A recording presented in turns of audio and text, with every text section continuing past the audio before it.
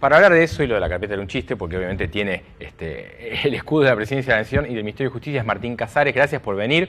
Bueno, el Ministerio de Justicia están totalmente teñidos ustedes también por esto, ¿no? Muchas gracias y buenas noches.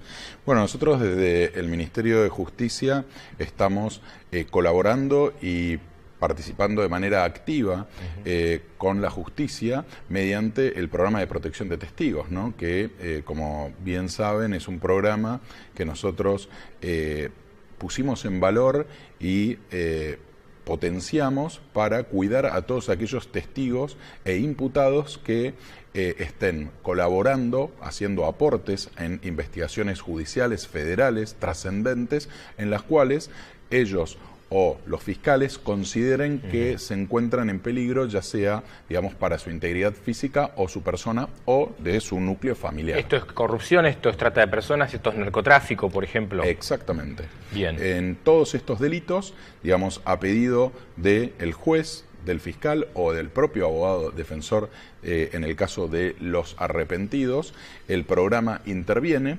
prestando toda una colaboración que hace a una asistencia técnica y táctica en medidas de seguridad, disponiendo un operativo para cada caso concreto. Esto es, lo dice el fiscal, lo tiene que decir el juez para que ustedes actúen. ¿Quién lo tiene que decir? Nosotros siempre actuamos, digamos, a pedido de la justicia, ya sea el fiscal o el juez. Con la orden y la disposición del Poder Judicial de intervenir, el director nacional del Programa de Protección de Testigos ya interviene, se reúne con las personas, realizan las entrevistas básicamente para ver cuáles son las medidas que tienen que desarrollar, desenvolver para cada caso en concreto, teniendo en cuenta cuál es la peligrosidad que puede correr esa persona. Bien, esto es un arrepentido que en realidad es un imputado colaborador legalmente. Sí, en realidad son dos herramientas que van en paralelo, ¿no? Porque nosotros podemos estar cuidando a una persona que está colaborando en una causa, pero que no es un arrepentido porque por ahí es un testigo, simplemente que es un testigo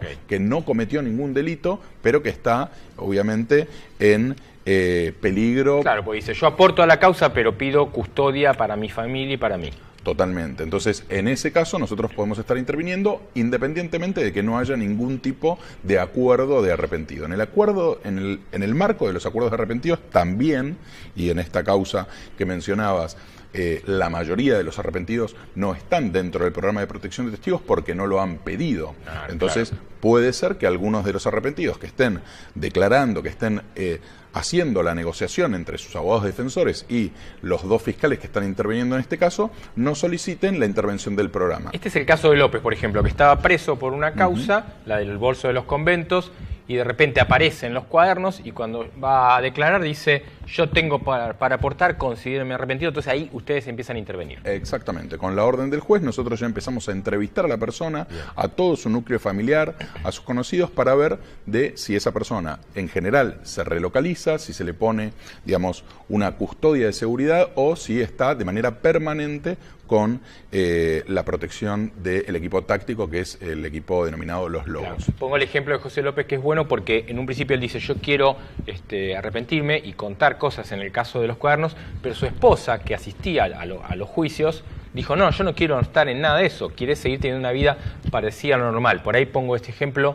que quizás muestra a un personaje. Ahora digo, casos como el de José López o el de Leonardo Fariña, podemos aplicarlo, ¿no? También, ¿cómo viven? Digo, sin vulnerar ninguna cosa que no se puede, digo, ni dónde, me encantaría, pero no lo voy a preguntar acá al aire. ¿Cómo vive esta gente? Bueno, en general son relocalizados con medidas de seguridad de tipo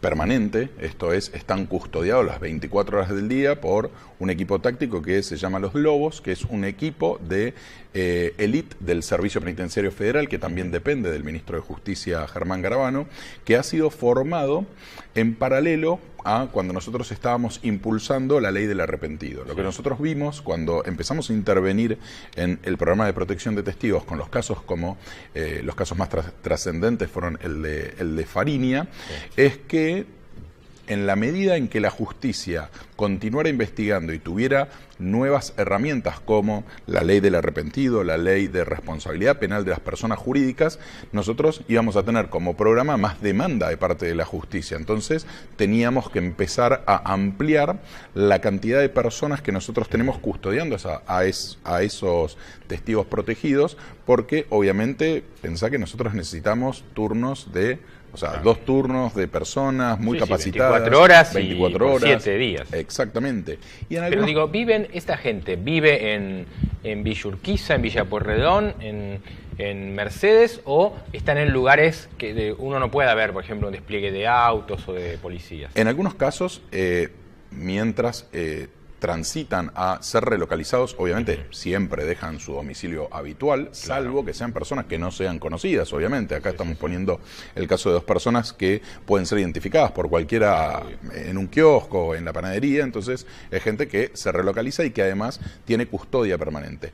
En otros casos la custodia está, pero la idea o la clave de la custodia es que sean invisibles. Entonces vos relocalizás a la persona, digamos, le asignás un lugar transitorio en el cual vive con sus familiares y tratando de hacer una vida normal, obviamente con algunas restricciones, porque lógicamente es una persona que no puede ir a la cancha, no puede ir a un espectáculo masivo, porque entra en contacto con mucha gente, pero sí puede hacer una vida relativamente normal.